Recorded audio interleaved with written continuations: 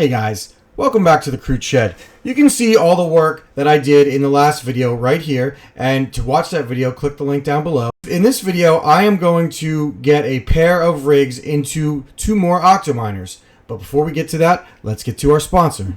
This video is sponsored by PC Parts and Services, or pcsp for short.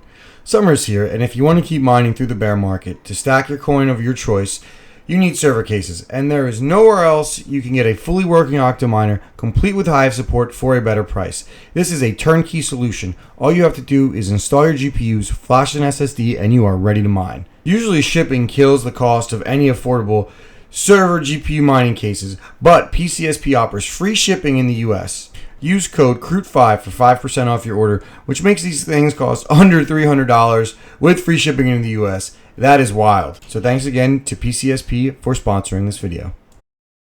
The first thing I'm going to do is taking these 2 rigs right here and standing them upright, but the bottom one I'm going to replace and put all those 3060 Ti's in an octominer, as I really don't want to use any generic old server cases because I have the octominers from PCSP with Hive OS integration. They seem much safer comparing the internals to the 2. So without further ado, let's swap out those GPUs.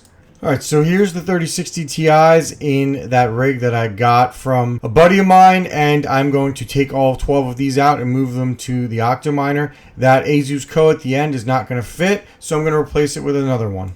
So before doing anything major like putting 12 GPUs in a server case, you're going to want to make sure that your Hive or that your server cases work just fine. So I took some new SSDs and flashed them into Hive, as the SSDs that came with the octominers were borked, which is not a big deal because, again, they're so cheap that it doesn't matter. All of them did something interesting where once they would load into Hive, I couldn't see anything else on the screen. At first, I thought there was something wrong with them all, and then I realized that that is normal in Hive sometimes, and I just uploaded my rig config manually on another computer, and all of the mining rigs showed up in Hive with no issues. So again, make sure you do all of your testing on any new equipment before you put GPUs in. All right, so if anybody follows me on Twitter, you know I posted a picture of this layout complete. This was the first, we'll call it version 1 layout of these 3060s Ti's.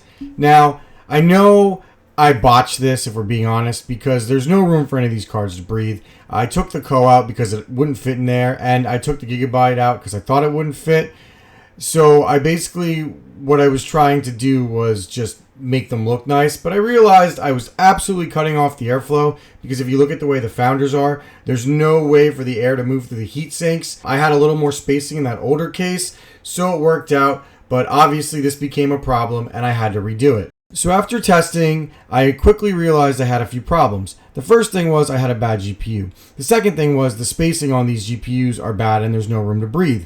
And the third was I was using a little too much power and getting close to the max, so I wanted to add a third PSU. So basically what I did was I dug through my spare server power supplies and I found a 1200 watt HP, and I matched the PN number and the model number. Now, the model number is more important than the PN number, and I just wanted to make sure everything looked good, and I knew these all worked because I had tested them before. So I just unscrewed the bracket in the middle of the octominer, plugged it in, and I was good to go. So I put all of the graphics cards back in. One thing I did want to do is I wanted to try to make sure that there was enough space for the founders to breathe. One thing I think that might have been an issue before too was that the air cannot go through these back plates because they don't have, vents like they do over here, so you can see right there.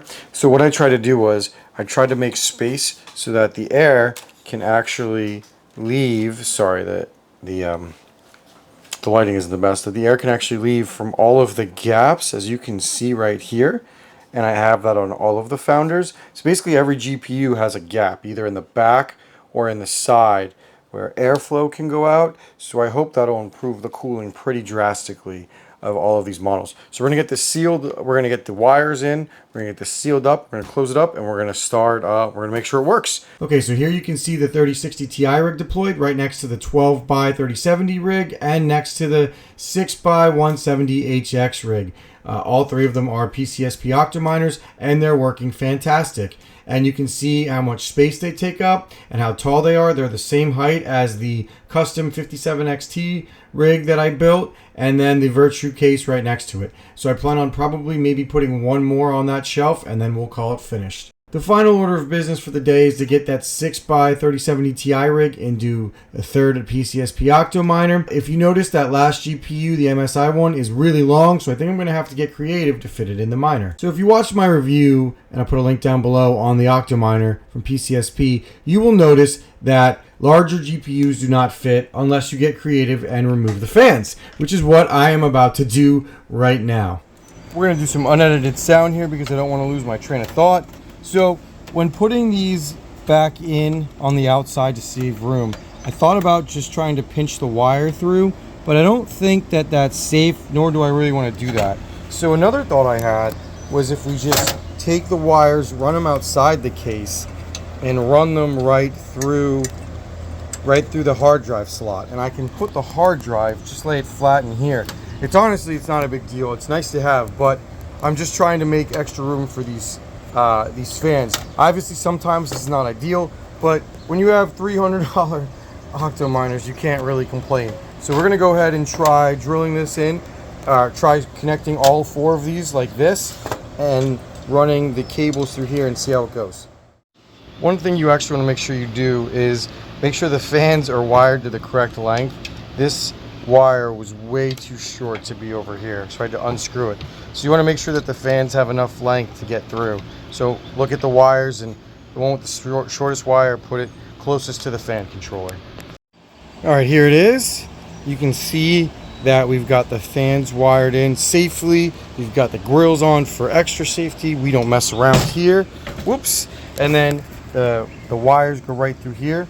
We can just plug the hard drive in here, and honestly, we could just put it on the bottom right here. It'll make it a pain to get out, but anything in a server case is a pain to get out.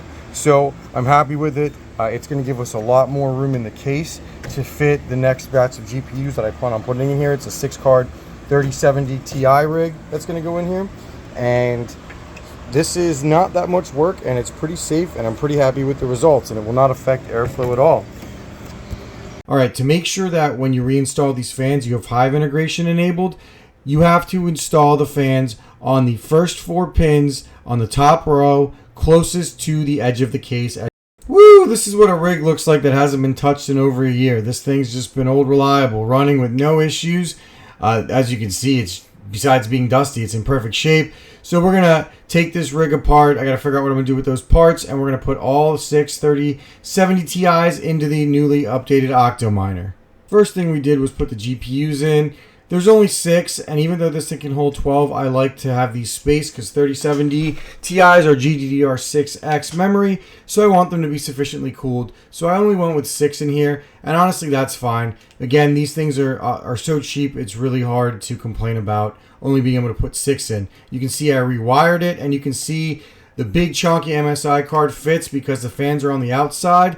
And as for the hard drive, I'm just reusing the hard drive from the old rig and just putting it right in here, and I'll slide it in up top. And one thing to note, because I ran the wires through the hard drive slot, I kind of just have to shove it in the top of the case, which is not a big deal as this hard drive has been stable for a long time and I'm not worried about having to easily get to it. Woo, that was a lot of work and a long morning. It was getting too hot to continue, so I decided to call it a day. It is quite amazing how much work and how much time goes into even the simplest swap from GPUs from one server case to another. It's amazing the things that can go wrong that you don't even take into consideration. So this is what the shed looks like after day 2.